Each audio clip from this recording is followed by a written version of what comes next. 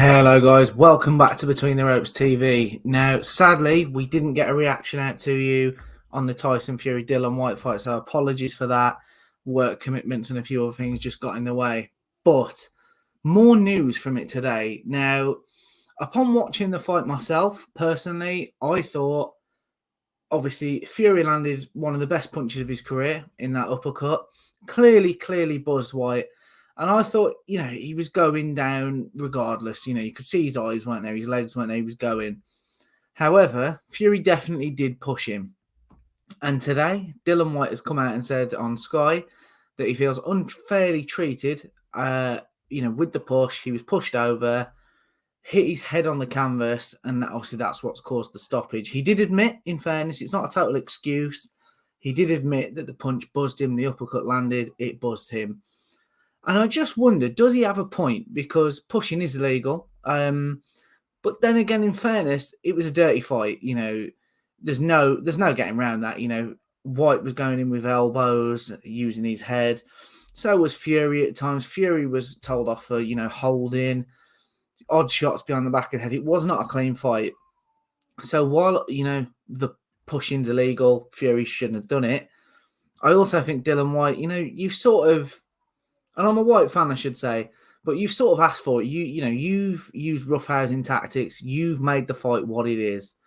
To say referee Mark Lyson's done an appalling job, I think that's harsh. I thought he did a good job, I think Tyson Fury said himself afterwards, didn't he, that the last thing we want to see, that's the sort of situation where one more punch can seriously injure a fighter, potentially paralyze him even. And we don't want to see that for anybody, obviously Dillian Whyte as well.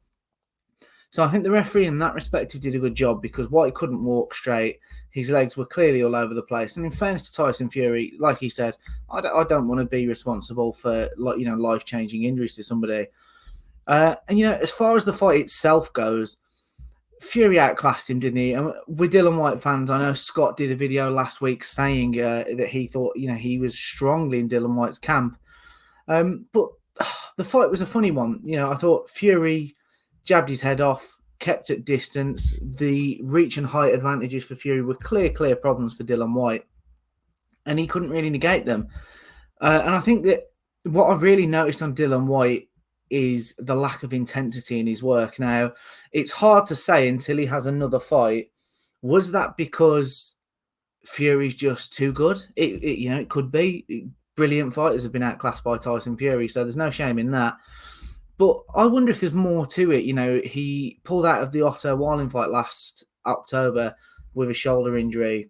They said there was minor procedures involved. Now, without the details, it's hard to comment.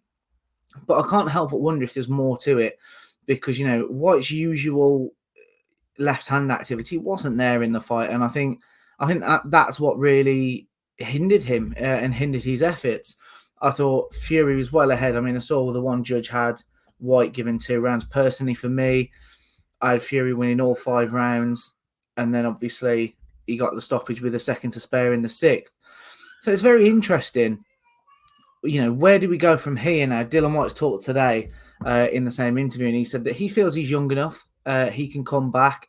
He's got plenty left in the tank, and he'd even like the Fury rematch. Now, I don't think that sells. I was very, very vocal myself about the disgrace of an undercard that was put on.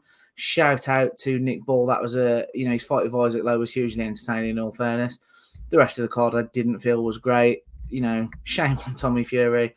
I know there's money to be made with the Jake Paul fight, but, he beats a 10-1 fight, which is a step up for him, regardless of what we thought of the fight. He could have got him out there as well. But yeah, I'm a pro boxer. I want to be world champion. I'm calling Jake Paul out. And I know Marius Bradis has done it, but I don't like it off anybody. And I thought it just wasn't the best of nights for boxing, I don't think. I mean, let us know what you guys think in the comments on that. But I was just underwhelmed by it all. I always think when we've seen other stadium shows in the UK, they felt massive. And I think, I don't know if I got that same feeling on Saturday. The undercard was it didn't get us off to a great start. And the main event, as I said, it was a scrappy fight, not the best. So, let us know in the comment section, guys. What do we want to see for Dillian Whyte next if he's not retiring? Do we see the Chisora trilogy? Do we see him come back in a 10-rounder? Because obviously, presumably Eddie Hearn's going to have to do this rebuild job for him, and it'll be interesting to see where he gets positioned. Parker and Joyce has been announced, so they're tied up. Interesting to see what's next for Dillian Whyte. And as for Tyson Fury, he said he's retiring. I think his wife's, giving him permission to continue, which is great for us as fans. And she said he'd be tempted by a unification fight. Personally, regardless of what happens in the Anthony Joshua and Alexander Usyk rematch, I want to see Fury fight both. I really do. I think he's the best. I really believe in it. Believe in that. And I think now big names on his resume. Obviously, Derek is always a great name to have. In fairness, he's got him twice. He's got Vladimir Klitschko, absolute legend. Deontay Wilder. I'm not a fan of him, but he still did make 10 world title defenses, which isn't. It's not as great when you look at who he defended, but regardless, it's a good stat. And now Dillian Whyte, a couple of his other wins, in fairness, they might age well with time. Some younger fighters, lots of Otto Wall and what we'll see from him. But I want to see him in with Anthony Joshua because that's just a huge fight worldwide. And I want to see him in with Usyk as well. And I do think strongly if he beats both of them, for me, he goes down as the best ever. Let us know what you guys think in the comments. Am I right? Am I talking waffle? Let us know and join us on the next one.